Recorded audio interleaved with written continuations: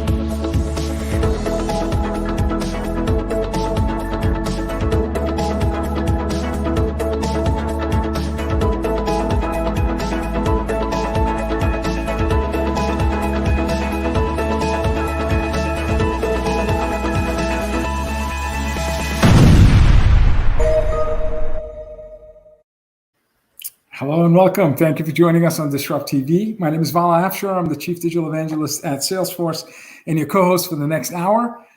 We welcome you to follow us on Twitter at DisrupTV Show. Send Ray, myself, our distinguished guests, your questions live using hashtag DisrupTV, and we'll do our best to answer them in the next hour. It's my pleasure to introduce my co-host, Ray Wong. He's the CEO, founder of Constellation Research. He's the best-selling author of Everybody Wants to Rule the World, Surviving and Thriving in a World of Digital Giants. You'll see him on TV just about every day. I find him on Fox Business, Yahoo Finance, Bloomberg, CNBC. In my opinion, he's one of the top futurists to follow on Twitter at RWANG0. Welcome, Ray Wong, to DisrupTV. Hey, thanks a lot. My amazing co-host, as he said, he's the Chief Digital Evangelist for Salesforce. He's also the author of The Pursuit of Social Business Excellence. Executives around the world pay attention to every one of his inspirational and insightful tweets. He's almost at 1 million followers. And when he's not hosting, keynoting, or leading events at Salesforce, you can find him speaking on business TV outlets such as Bloomberg and posting insightful analyses on ZDNet. But it's not about us. It's about our amazing guests. And we have one really amazing guest to kick off today. Who is it, Vala? Brian Wong is a former Alibaba executive and author of The Tao of Alibaba, Inside the Chinese digital giant that is changing the world. Brian was employee number 52. That's unbelievable. He was the first American and only the 52nd employee to join Alibaba Group, where he contributed to the company's early globalization efforts and served as Jack Ma's special assistant for international affairs. During his 16-year tenure, Brian helped expand Alibaba's business presence in the U.S., Europe, India, and Asia, establishing Alibaba Global Initiatives, AGI, division, and was the founder and executive director of Alibaba's Global Leadership Academy. Brian remains as an advisor to the AGI team and regularly teaches courses on China's digital economy and the Tao of Alibaba management principles, which we're going to learn on our show. Brian's also the founder and chairman of Rad2 and digital media company. Brian was selected as a young global leader at the World Economic Forum and is China fellow with Aspen Institute and a member of the Aspen Global Leadership Network. Welcome, Brian, to DisrupTV. Thanks so much, guys. Great to be here. Thank you, sir. Why is he even on our show? I mean, this guy's so overqualified. I had to cut his bio. We only have 20 minutes. I had to shorten it. I know. We're like, what's he doing on our show? But hey, we're really excited to have you here. And more importantly, we really want to get down to like, why did you write the book, right? What's the inspiration behind it? Why did you think about doing that? I mean, this is, we're in a time of, it's an amazing time of change and transformation in China. So. Yeah. Well, Ray, thanks again to you and Vala for having me on the show. It's a great honor. You look, I wrote the book after, almost 20 years at Alibaba. And as an American that was sort of, out there seeing what was happening, I felt that there really needed to be a book that captured sort of the DNA of an organization that, and the founder and the organization that really defied the odds in a situation that most people thought would have been impossible. Alibaba started really in an environment where China had no sort of internet sort of infrastructure. The founder was an English teacher with very little background in tech. And I wanted to share that story first and foremost. Second, I thought now would be a great time for people to understand the inner thinkings and the ethos of an organization from China that was one of the most influential of its time. And finally, just kind of share my own personal journey of the realizations that I came to working there about the role of business in society and kind of, how these Eastern and Western sort of cultural factors play into an organization. What was the English teacher's vision that pulled you into, and at 52, I mean, I often share the video of him in an apartment with about 17 or so employees, and the conviction and the unique ability to inspire such a small group in such a small apartment to become a giant. What was that pull? Like, how did you get there? Well, I actually met Jack, strangely enough, in San Francisco at the St. Francis Hotel. This was 1999, maybe around September. He is actually in the Bay Area to raise money. He met 30 VCs. He said that he didn't get a single cent from any of them, but I was fortunate enough to, meet him on that trip. And, Vala, what he shared and the way he shared it, his vision for how technology could change China, particularly around businesses and small businesses, very specifically, something that very well at Salesforce. He had a very clear vision as to what he could do with that. And I always thought it would be interesting growing up in the Bay Area if you could take technology and mix it in an emerging market and see what the impact would be. I was very curious to kind of be a part of that. And so, as Ray knows, I was working in San Francisco at the time, actually in the public sector. I was working for Willie Brown and trying to understand how government and society kind of played, what the dynamics were in terms of helping address social issues. But I said, well, let's add the technology mix to this and go to an emerging market. And so it was really just an adventure for me to go out and try something. Yeah. That's amazing. What an adventure. That is so cool. And what a ride that's been, right? And let's talk about the Tao, right? You're talking about the Tao of Alibaba. Let's get to the origin of the word Tao and what that means. And of course, why you chose that for the title of the book. Well, yeah, I mean, we all know that Tao is very, very much a philosophical concept. It means the way, it means the path. When we talk about the Tao of Alibaba, it's really the path that Jack set in terms of trying to create an organization that was geared towards a very, very clear purpose. And I think that what I try and do is break down how that Tao is sort of conceptualized in sort of a management way. And the irony is that Tao, if you read the philosophy, they say that the Tao is something that's indescribable. So then how do you use words to describe it, right? It's sort of this contradiction, so to speak. But I go through that process in terms of how the organization, how management goes about laying out the mission, the vision, and the values, and ties that to strategy, and then all the execution aspects that go with running a business. Are there some key elements that you can talk to us about? And how long did it take for you to capture the unexplainable in the book? Well, that's an ongoing process, Vala. It's never done, right? Yeah. Look, I had the privilege of being able to take a lot of the codification of this theory and process from the chief strategy officer, Professor Min Zhan, who really was the architect behind crafting Alibaba's strategy. But also, I read through a lot of the quotes and the conversations that Jack, Lucy, Joe, Sabio Kwan, all of these are either the founders or the early executives that kind of laid out this approach. But if you ask me what are some of the key principles, I'm really sort of keep it high level here. But actually, the Tao has three aspects. One is the path and the way, which I've explained kind of is the alignment of a company towards a common purpose, which I think we all sort of understand here, in the tech world, how important that is. But it has to go beyond just a business objective. It has to go, something much greater than that. But second is this concept of harmony. The Tao is also about how you live in harmony with the world around you. I mean, it can get very philosophical in terms of the universe, but it can also get very minutiae in terms of, an individual and their health. I mean, Taoism goes from that individual level to the sort of a universal level, but really thinking about a company and how it interacts with its environment. That's the second aspect, is this harmony. And third is the dialectic, or what I call embracing contradictions. And one of the very interesting things, and frankly confusing things for me, was how Alibaba seemed to always be talking about things in opposition. For example, trying to become the world's largest digital ecosystem by pursuing the smallest businesses, right? Trying to embrace the intuition of the East, but create structure for the West. Strict processes and systems is very much a Western concept. Chaos and order. All these dynamics were at play, and Jack would talk in riddles. He said that Alibaba is successful because it has no money, no plan, and no technology.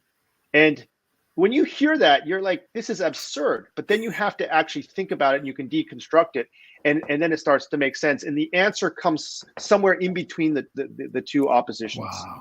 Wow. So fascinating. This is getting really deep. So when you're sitting there, when you're sitting there on 969 West Wenny Road, thinking about these concepts, right? One of the things that you mentioned was the fact that Alibaba wasn't built on cutting edge technology. It was actually built on a community concept of inclusivity. What does that mean? Right? Back to the riddles here, but for sure. This was something he always talked about from the start, about how we have to help small businesses become, part of the mainstream economy. I think we all know that, in the early days of globalization, it was really about the multinationals and governments that were really calling the shots. And to some extent, it still is very much that, which is maybe why we have this backlash against globalization. But one of the things that Jack envisioned is technology can be the great equalizer. And, we've seen some of that, again, Vala, through Salesforce. They do a similar kind of approach. It's like, how do you give small businesses a voice on this global stage? And so that was the first sort of impetus for Alibaba's early company, the B2B business. But as we started to evolve, we started to see other problems in society that needed to be addressed. Domestically, there was this whole sort of consumer market, and how do you serve the needs of a consumer that had limited access to products and the global sort of market, and how do you enable that? It was through creating an opportunity for entrepreneurs to create businesses, but not just entrepreneurs. It was those who are kind of underrepresented, like women, youth, job creation. And that sort of took place in China. But more importantly, it reached these areas like the rural communities. This rural revitalization happened largely due to this digital transformation that was taking place, connecting rural villages to urban areas and creating market connections. And I think that, for me, was a very compelling sort of aspect of the business and its mission. So when you talk about inclusivity, Ray, it's about how do you use the purpose of the company to drive engagement with the not only the market, but also the employees that come to be a part of that. I love that. I remember Jack Ma speaking at Davos World Economic Forum, talking about success is not just EQ and IQ. He introduced LQ, your love quotient. Yes. And what an amazing, how your first boss looked for someone who's going to develop you into a leader and a great contributor and someone who cares about society, and how values create value. So he really a people-centric approach, but he did things differently. In your book, you reference like choosing rookies, people with minimal experience, to take on big assignments. And how was that? Obviously, it worked out. But can you talk to us about his unconventional way of promoting and career pathing individuals within Alibaba? So this is sort of a theme, Vala, in the book, is how those unconventional decisions really made a huge impact on the trajectory of the company. And when you talk about rookies, So when Taobao was created, there was a big problem in terms of payment. And so how do you address this trust issue? And so Jack said, let's create a payment business, but that is, really serving the needs of the customers. And so he looked around the company, and there was a fellow named Jonathan who was really the sales head of Shenzhen. But before that job in sales, he actually was a hotel manager. And Jack approached Jonathan. He said, Jonathan, what do you know about the financial industry? Jonathan said, nothing. And he said, well, what do you know about PayPal? I said, nothing. He said, then you're the guy. You should lead Alipay. So Jonathan Liu is the founder, CEO of Alipay. And the reason why Jack wanted him to do it is because he had no, legacy, ideas on what finance should be. And he was very customer centric because, as a hotel manager, you need to think about the customer needs. And look what, what resulted. It was a great business that they created. The same thing is with Cainiao. Cainiao actually literally means rookie, but it's our logistics business. And Alibaba, they don't have a logistics background. But what they realized is that the ecosystem needed a system or a service to move physical product. So they actually appointed Judy Tong, who actually started out as a secretary at the company and moved her way up within the administration department to be the CEO of Cainiao.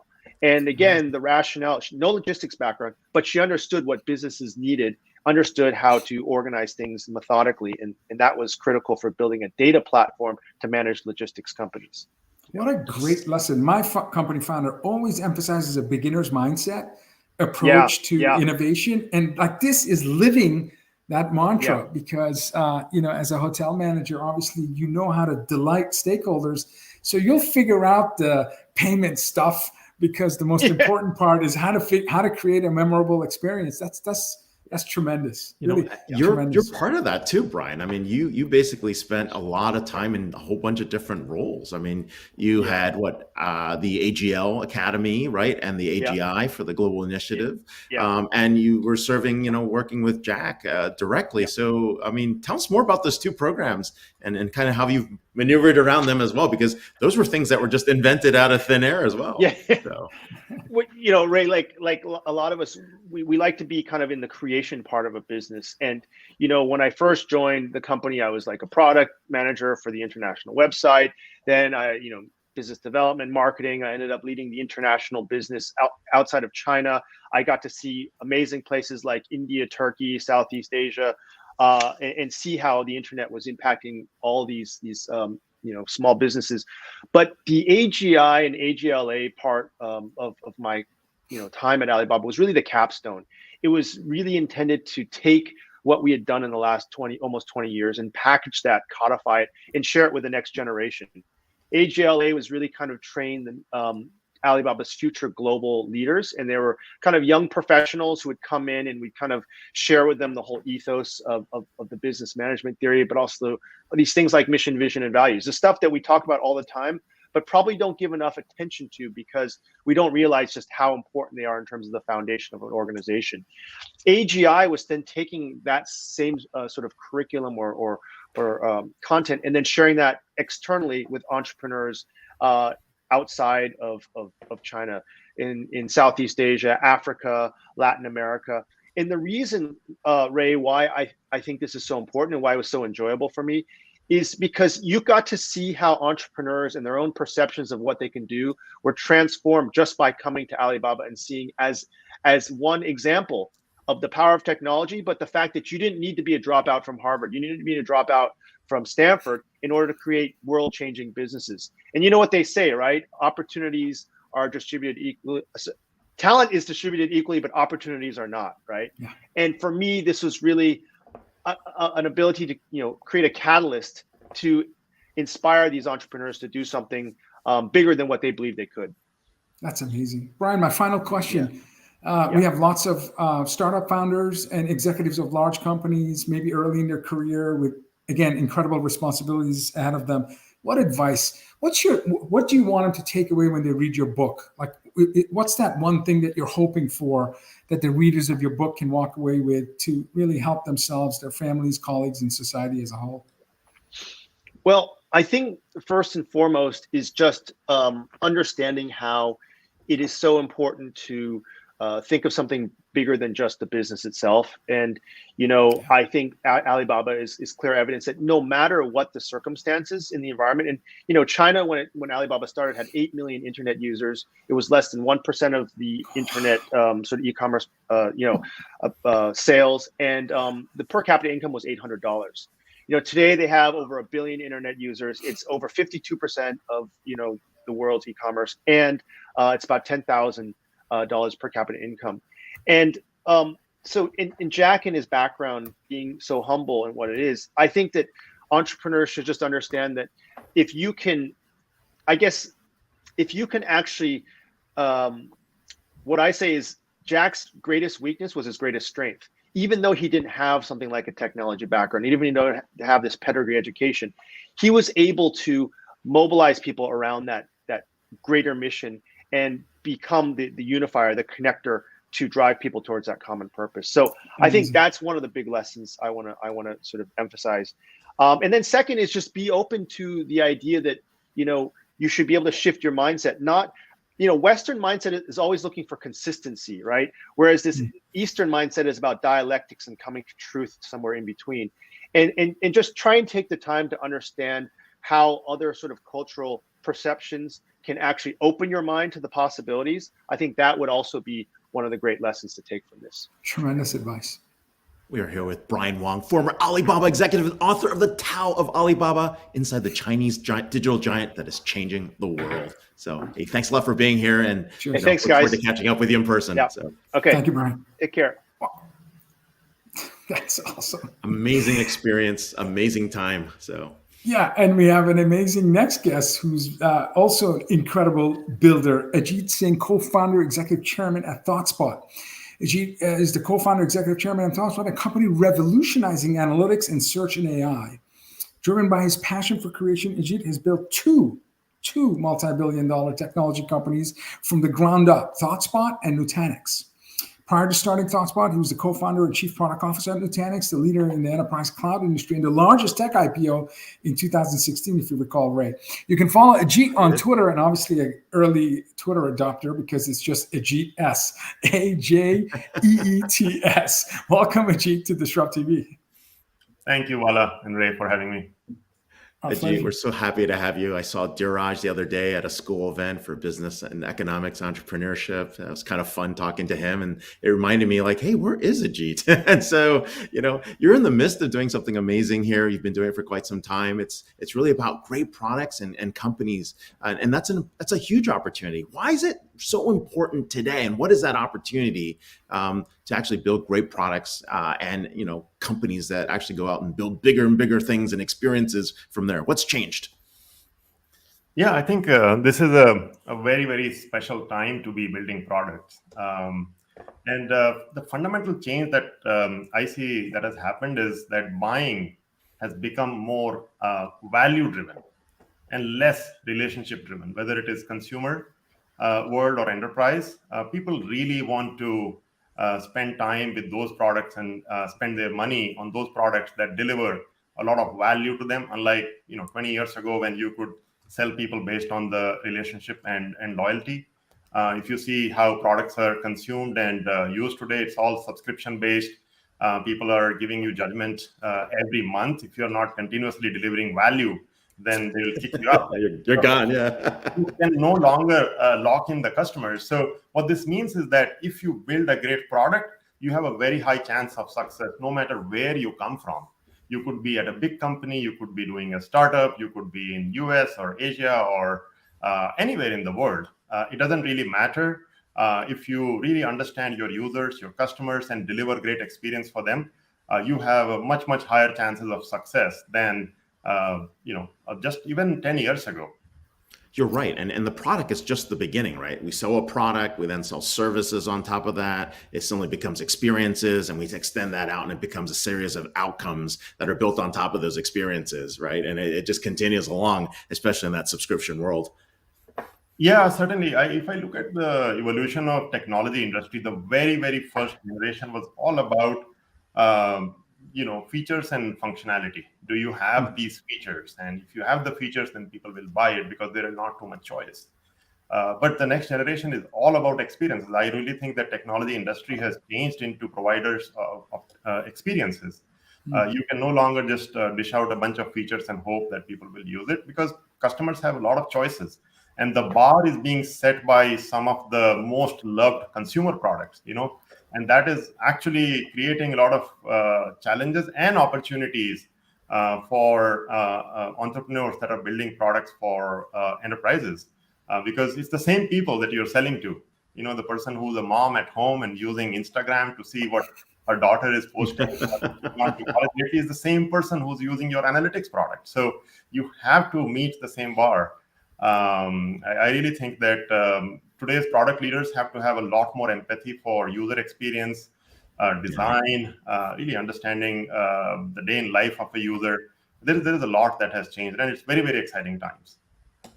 So, as someone who's built multiple multi-billion-dollar companies from ground up, and you mentioned different personas, and you mentioned how consumer behavior is now leaked into the business side in terms of defining where the bar is, in terms of creating value at the speed of need, but with a consumer mindset. Can I translate all of this, that if you're building a company from ground up, you not only need a strong minimum viable product, but you also need a strong minimum viable community. So you can capture feedback in real time and shape your product with as much input as possible, with focus, of course. You can't please everyone. But what is that secret sauce that's helped you create such successful companies? How do you get this community feedback to shape the product? Yeah, I should start by clarifying that I've been just a part of teams that have built these products and companies. It's, of course, nobody can do it all alone. And even my own journey, if I see how we've built product at Nutanix versus ThoughtSpot, and even within ThoughtSpot, just the last 2-3 years, how we are doing things versus before that, things are changing so rapidly. There is a lot more understanding of user behavior, as you said. You can really understand which features they're using, which features they're not using. And the minimum viable product is no longer enough. We like to sometimes use the minimum lovable product. You need your customers, your users to love the product. Without that, you will not have much chance. The other big thing that has changed is it's not the time you spent on a feature, but it's the number of iterations that you can do. Of course, you have to make sure your core platform, your core foundation, your architecture is solid, because that is something that is hard to change on an everyday basis. But the end user experience is something that you have to be very open to iterating very quickly. And then, as you said, you have to have a community, you have to have a pulse of your users. And in the enterprise world, earlier it used to be very driven by our head of design. He likes to make a distinction between customers and users. And customers are people who are paying for the product, a CFO or a CFO might be paying. But user is actually, in our case, we sell a self-service analytics product, and people that are using ThoughtSpot are not typically the BI people. It's the marketing, sales, HR people, sometimes even doctors and nurses. They are using the product, and they vote with their usage of the product, and we have to really be close to them. So there is a fundamental shift in how products are being built, and I just love learning how things have changed. Oftentimes people would come to me and ask advice, and I'm building a new company, and I learned so much from those entrepreneurs that are just starting new companies. They're doing things in such a different way. It's really fascinating. The amount of data that is available, the understanding of user behavior, the third-party services that are available now to launch and build features very, very rapidly. Very exciting times. That's great. It's great to hear you promote like reverse mentoring, where people that are that are just starting out, and you're learning from them and you're open to it. I think that's an incredible sign of successful CEOs that I know. They're very open to reverse mentoring. They're mentors, they're sponsors themselves, but they have the humility to say, look, everyone you meet knows more about something than you do. So as long as you're accessible and you have an open mind, you can keep learning, which is incredible. Sorry, Ray, go ahead.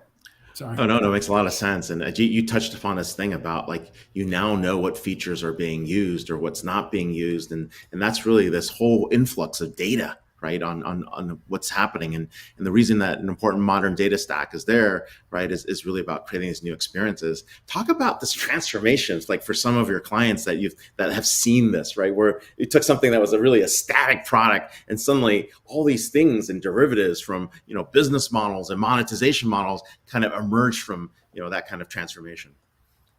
Yeah. So if I look at the apps that are being built now, they are all data-driven apps. And even though you may not see data in your face, but if you look at a product like Fitbit that I love, it's no longer just about knowing how many steps I took in a day. It is actually continuously monitoring all my activities and telling me I've been sitting on this chair for an hour. I should stand up and walk. And I slept last night. Am I drinking enough water? Get up. Yeah, exactly. Probably after this interview, I'll be told by Fitbit to get on the chair.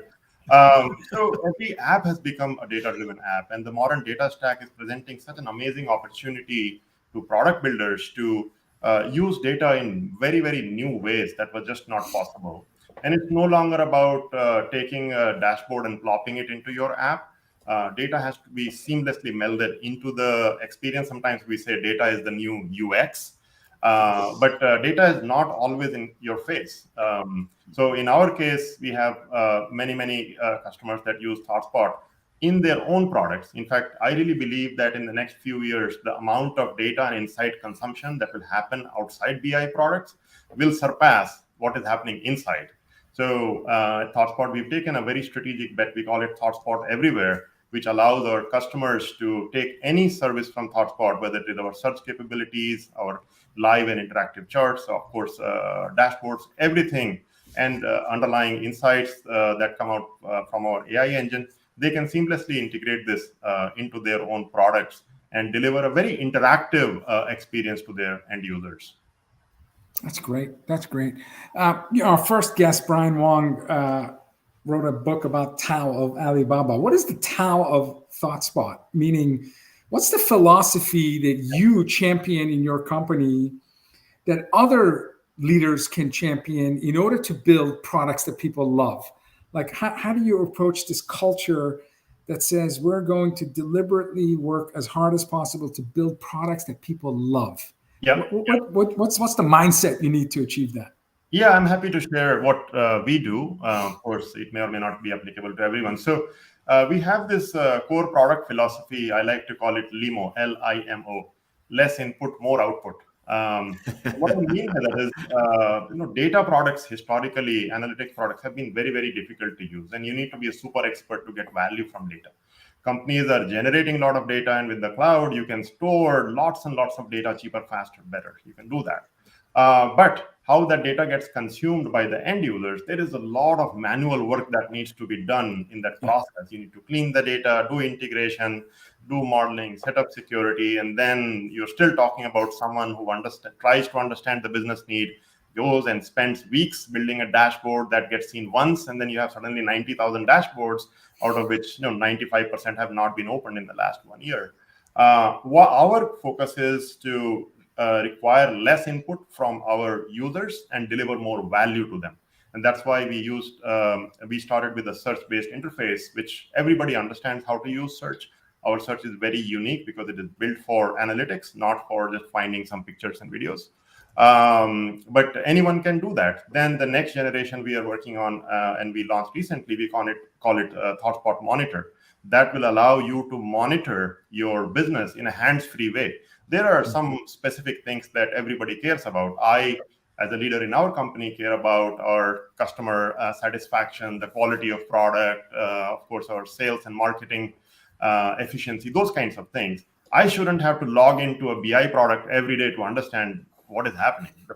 These product should come to me and tell me, this is what is happening, and this is why it is happening. Your sales have gone up, and this is why. Your product satisfaction has gone down, and here is the segment of customers that is bringing it down. So now we can understand the problems with those customers and solve them. So this philosophy of limo has been very powerful for us to build our roadmap on a regular basis. The mentality we promote inside ThoughtSpot, we call it 2% done, which means every day is a new day. We can, we built a reasonable business so far and a good product.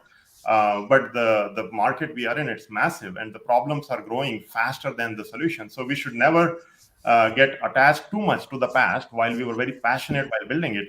But we have to keep reinventing, because even as a startup, it's very easy to get disrupted. Things will change around you, and if you're not agile, then things it won't work.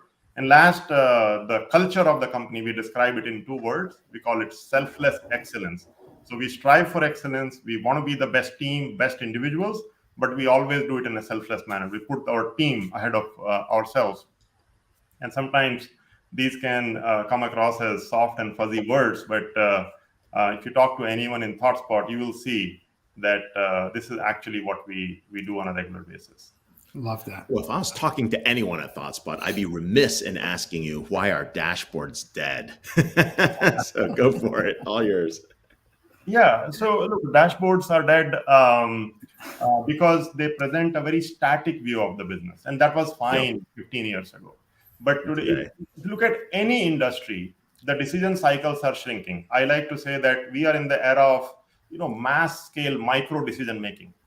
I used to work at a Fortune 50 company 15 years ago, and there would be a top-down strategic plan for 5 years that gets rolled out, and then everybody sort of follows that. But now you need to empower your team at the front line, someone who's sitting with the customers. If you are running a merchandising team, they're doing merchandising every hour, and they have to have freedom to do the right thing for the category that they're promoting on the website. Should I be promoting red shirts or yellow shirts? I can do that based on the trends that I'm seeing right now.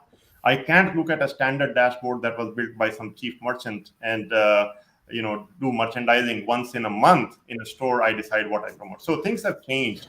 If you're a wealth manager, you want to personalize. Everything is personalized, and that can only happen if everyone has self-service. If they can get insights that are relevant to what they are trying to do within a company. And you can't do that. Yeah, you're democratizing their decision making. You're using, the ability to actually help machine-based insights improve their actually human experiences. So it's huge.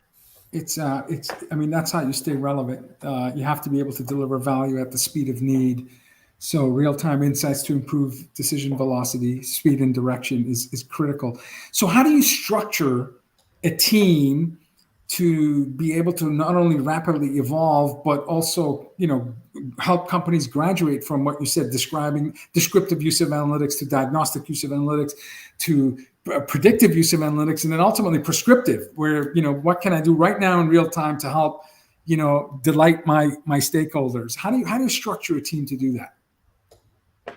Yeah. So, a lot of this change is driven by technology, but even a lot more, at least in businesses, is driven by culture. So we spend time sharing how our customers that have been successful in really democratizing insights, how they have done it. And the common patterns that we have seen is that there is really a desire at the top to make a fundamental change. And it comes from the business. Some business leader, some CMO will say that I want to reduce churn and I want to do that in a modern way. We are moving to the cloud. IT is moving everything to the cloud. But for making real business impact, I need to look at everything in a very different way. So there has to be this desire to change from the top. And then you have to combine people with new thought process with the experience of the past, because if you have legacy, it's not easy to transform, even though you might have a lot of desire. So you need to really empower the people that want to change, but do it with empathy. If they don't have empathy, then it doesn't work. If you are a new company starting from scratch, you can do everything modern. that's all okay. But if you have a business of any reasonable size, change management becomes the biggest issue when it comes to democratizing data. And I think there is a ton of that happening. There is fundamental innovation happening across the board in the modern data stack. And 5 years ago, it was still sort of this novelty that only a few people were doing. But now there is a lot of success stories on how companies have transformed themselves to really become a data-driven, a cloud-driven company. I love that. Wow. Hey, Vala, we're in the presence of a two-time unicorn founder, Ajeet Singh, co-founder and executive chairman at ThoughtSpot, and you can follow him on Twitter at AJEETS Ajeets. Thank you so much for being here, and hopefully get to catch up in person as well soon. So, thank you, Ajeet. Thank you, Ray, and thank you, Vala. Thank you.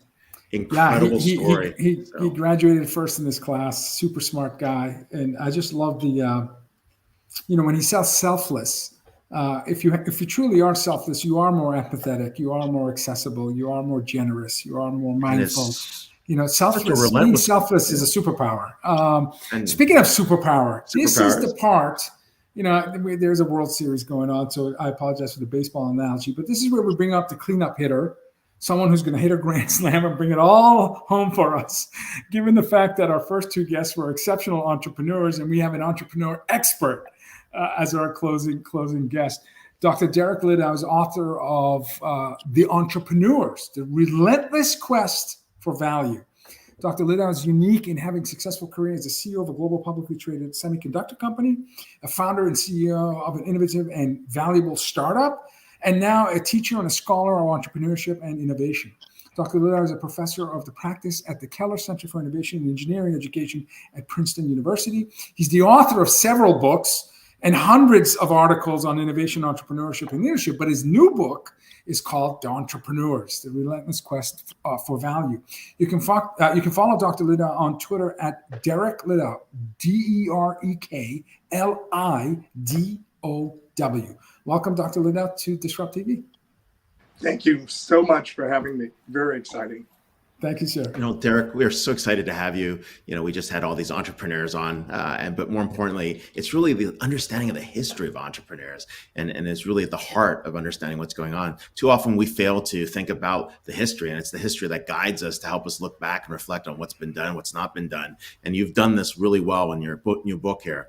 And so as shapers of culture, what is an entrepreneur? Let's just start there, right? At the very, very essence of that definition. So entrepreneur is a very overused word. So it can mean anything to anybody, and it gets, used in a lot of different contexts. But ultimately, if you want to understand entrepreneurs, you need to look at it in a way where it describes an activity that is universal, happens everywhere in the world, and also happens as far back in time as you can discover. And so what I discovered was that there are three universal characteristics of an entrepreneur. And when you start looking at these three characteristics, it brings out so much understanding of what it is that they do and how they do it. So the three things are: entrepreneurs are self-directed in creating, taking care of themselves and their families. They're self-directed. The second thing is they have a skill or a set of skills that their local, neighborhood and potential customers care about, having, and can't get any other way than from the entrepreneur. And the third thing is that they entice their neighbors to engage in exchange, and to give them something that they feel is more valuable in return for delivering their skill. So you're looking for those three things. And you can find those three things pardon me, way back in history. That's amazing. The self-directed part, it clearly comes through when we had our previous guests talk about their ambition and goals. I recently heard Vinod Khosla, an incredible serial entrepreneur and investor. He said an entrepreneur is someone who dares to dream the dream and is foolish enough to try to make those dreams come true. So you definitely need to be self-directed to follow those, like being number 52 at Alibaba when they had 99% of their population not on the internet, which is pretty amazing. So what are some of the discoveries as you're writing this book, reflecting on the history of entrepreneurship? Is there something that stood out to you that you didn't know prior to writing the book, and during the research, you were like, wow, this is an incredible, new finding? It blew my mind writing this book. I've written 2 other books about entrepreneurship. I teach entrepreneurship. And when I looked into it deeply, the origins of it and where it's impacted society, I found out this is bigger than anybody realized. I mean, here we're talking about, exciting things and how big, and creating Alibaba from scratch, and, companies that have $1 trillion market shares and the like. And we're underplaying the impact of entrepreneurship, underplaying it. It deserves more attention. So a thought experiment. Consider what the world would be like if entrepreneurs hadn't existed. Okay? You wouldn't have computers. You wouldn't have smartphones. You wouldn't have videos. You wouldn't have any medical devices. You wouldn't have planes, trains, automobiles. You wouldn't have most clothing. You wouldn't have apartments or most structures. It would be barren. It would be barren. The entrepreneurs are the single biggest force of change that the world has ever known. Far more than governments or religions or big businesses. Big established businesses can't hold a candle.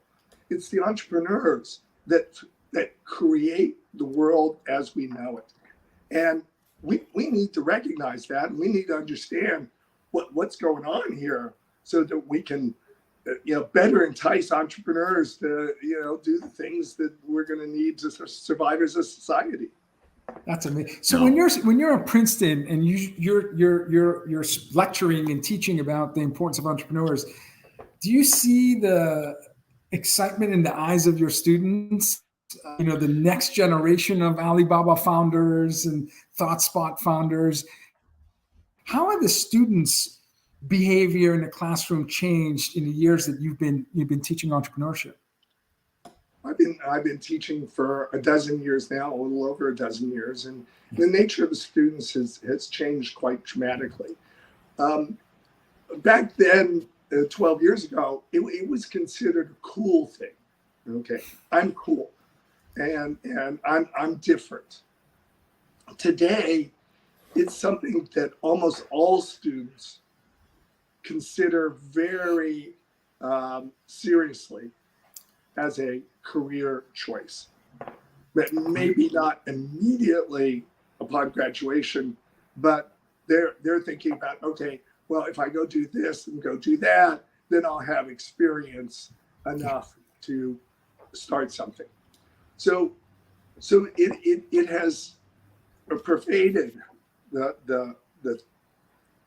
thinking about the possibilities of life and careers of our students. And I believe that that's not just true at Princeton where I teach, but I've visited enough schools and taught enough classes as visitor and professor and stuff like that I can say that that's pretty generally true. It's not Stanford, it's not Princeton, it's everywhere. Wow. And that's exciting. But I believe that as an educator, we have a responsibility to help students understand what they need to be successful at that. Definitely. I mean, we can't be leading a lot of lambs to slaughter, and have people destroy their careers because, right. so few entrepreneurs succeed. Yeah. But by helping them understand what succeeds and why it succeeds, we can give them a major leg up and make this a viable choice for them. Terrific. You know, and you've been an expert in this for so long, right? I mean, when you wrote Building on Bedrock, right, it was really about understanding some of those self-made entrepreneurs who built these amazing companies. You know, when you wrote Startup Leadership, you're talking about how, you know, only a few people can actually lead to create those businesses. And so now when we're talking about the entrepreneurs, right, for me, what was exciting was really your comment about, you know, why these folks have been the biggest determinants of individual and social behavior. Let's talk more about this. Like, what are the entrepreneurs doing? How are they shaping culture, changing society? Yeah. So yeah, how can we have such a huge impact? Well, it's because it turns out entrepreneurship is a collective behavior. It's not individuals. It's not, you know, I mean, what and you also say it's cumulative too, right? So and it's cumulative, right? Yeah. So it builds. And again, so you've got this exponential building of impact. And what's happening is that entrepreneurs are all watching one another and seeing what works. And you know, we copy and we try it out. And when we copy, we never copy everything just perfectly directly. There's always personalization taking place in that copying. And in that copying and that personalization, some of those things work really well. Those get noticed in this swarm of us all watching one another.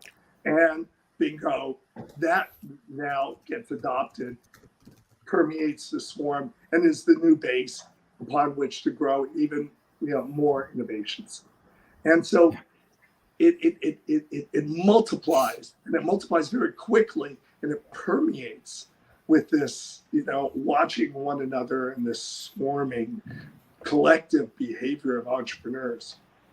I mean, you're quite the entrepreneur yourself. I mean, you know, so you're in the middle of that. You have to be with all this incredible I've experienced it.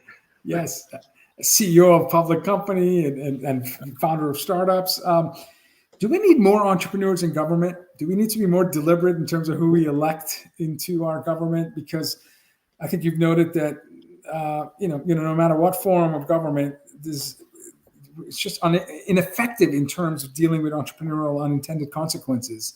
So, what are your thoughts about how do you make it so that it's less friction and more aligned to, again, celebrate innovation and improve innovation in that improves society as a whole?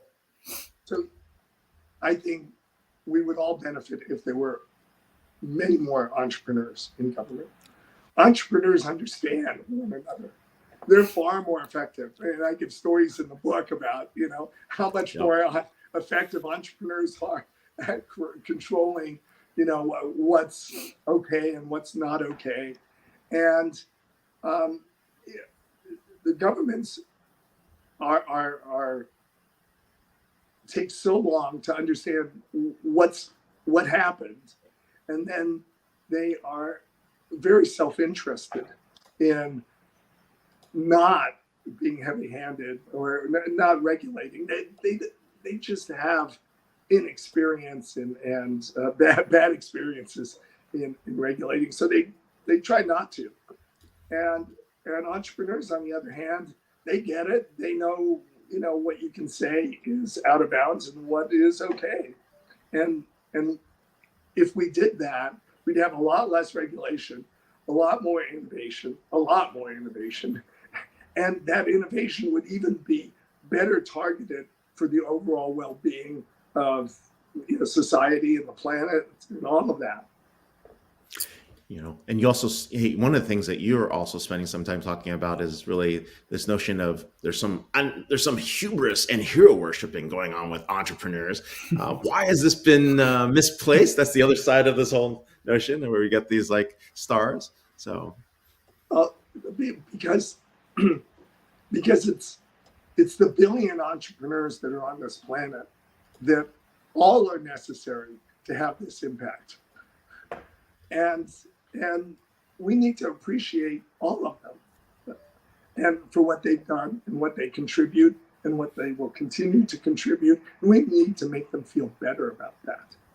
But entrepreneurs, you know, may be having a good time. I think many of us have a good time doing what we're doing. But that said, it's not like we're feeling completely appreciated by this. And by showing more appreciation, more respect for entrepreneurs of all types and all sizes, it's okay if somebody doesn't want to grow to be $1 billion unicorn. It's okay, $50 million of revenue or $5 million of revenue or $500,000 of revenue. They're working hard and they're innovating, and they have to really work hard to stay, in business and producing good products that the customers and new customers want to buy over and over and over again. And so we need that understanding that we're underappreciating our entrepreneurs, and it's not the single person. Hey, Jack Ma is an amazing person. Elon Musk is a really interesting person. And that's fascinating. In a voyeuristic point of view. But in understanding how entrepreneurship works, it's about all these other billion people. Yeah, no, absolutely. So what advice, when you look at success trajectory of some of the most successful entrepreneurs, and you mentioned the three traits, starting with being self-directed, what are some of the mistakes that can be avoided and should be avoided based on your research of entrepreneurs and the history of entrepreneurship, that the young entrepreneurs that are watching us now should think about and hopefully avoid? Well, it's interesting. We associate entrepreneurs with innovation, but I think we do a disservice by implying that each entrepreneur needs to be innovative in absolutely every single thing they do. That's not actually how this works. Entrepreneurs, and particularly young entrepreneurs, would be far more resource efficient if they actually copied a lot more and innovated in only very strategic places. And this isn't, being uncool in copying. That's the nature of value creation. Okay, so they need to understand, the basics of the swarm that they're entering. Yeah. And then you gradually innovate, and as you get the hang of it, that innovation can be a bigger part of what you do, can accelerate what you do, and will get you at the leading edge of that swarm.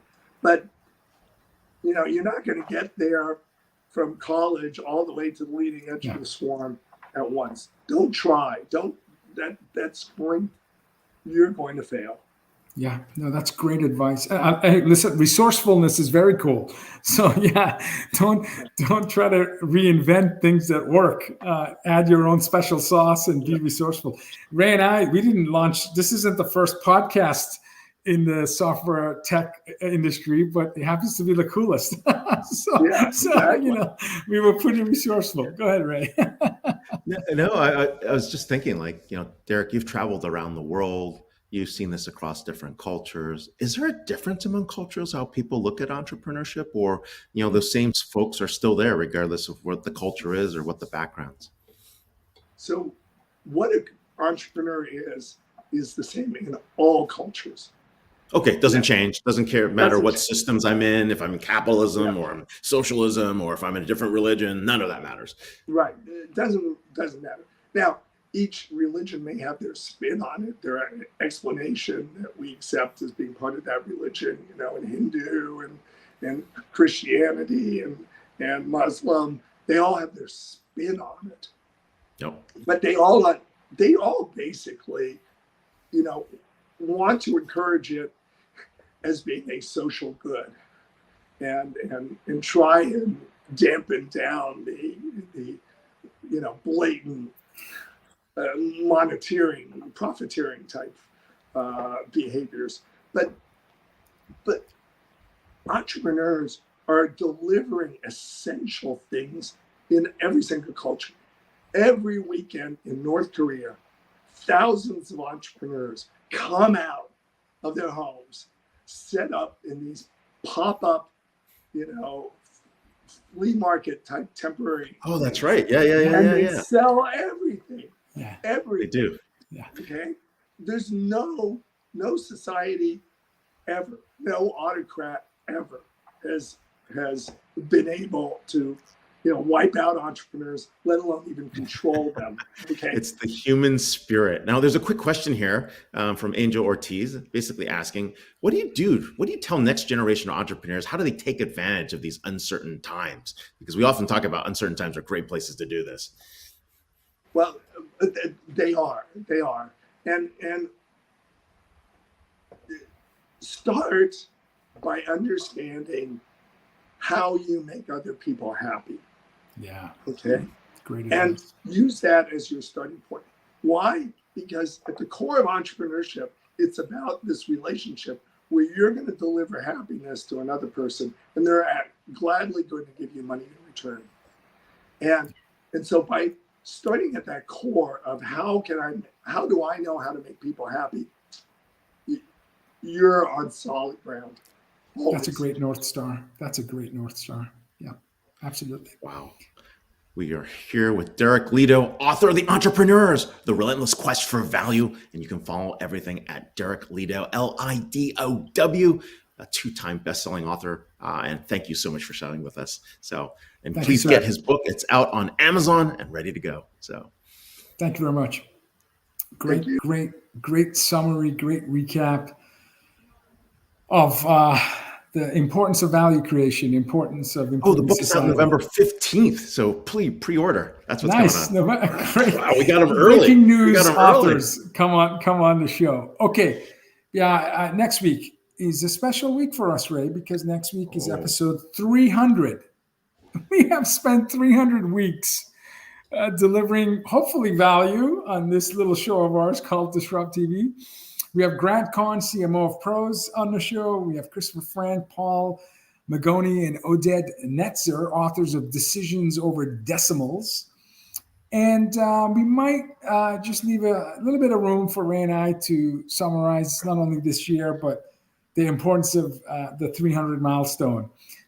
For those of you who have seen the movie 300, Ray and I are not going to battle, but we're going to talk about the value of 300 episodes to us and hopefully to our community. Ray, your closing thoughts on 3 incredible entrepreneurs, operators, executives, and authors who shaped episode 299. Yeah, I mean, everybody was super, super humble and modest on the show. These are some amazing people that basically were sitting in the middle of some of the most amazing times. I mean, Brian himself sitting at the beginning of Alibaba, his journey from an MBA student all the way to Alibaba and back, really coming at it. I mean, I think there's a lot to be learned. It's going to be a great book to unpack, to understand like how you could build this. What I really didn't get a chance to ask him, which I wanted to ask was, could you build an Alibaba in today's environment in China or anywhere in the world again? And it looked like it's a once in a time opportunity, but a lot of lessons learned, right? And when we got to, Ajeet, I mean, look, this is a 2-time unicorn founder, right? One of those IIT unicorn grads. I mean, him, Mohan, and Duraj built Nutanix out of nowhere, right? And an amazing company, an amazing run. And they knew when to leave. He knew when to leave to go out and build something new and back to that spirit. And then, of course, Derek's been chronicling what makes these people different, right? What's the spark behind these folks that are super successful? And it's a little bit more than that, right? I mean, he's been looking at this for quite some time, looking at Fortune 5 companies, looking at startups, and how he's come back to, right, understanding the bigger picture. So we've put all that together here, and definitely an action-packed episode for those who are looking about entrepreneurs. That's a great summary. Well, if it's Friday, it's DisrupTV. We hope you join us next week for our 300th episode. And we also look forward to suggestions, and perhaps we'll leave time for people to jump into the last segment of next week's show where you can give us feedback. Yeah, and contribute. If you're a regular watcher of the show, we might pull you into the live show and talk about how we can better deliver value to you next year. If it's Friday, it's Disrupt TV. Thank you for watching, and we'll see you next week. Bye, everyone.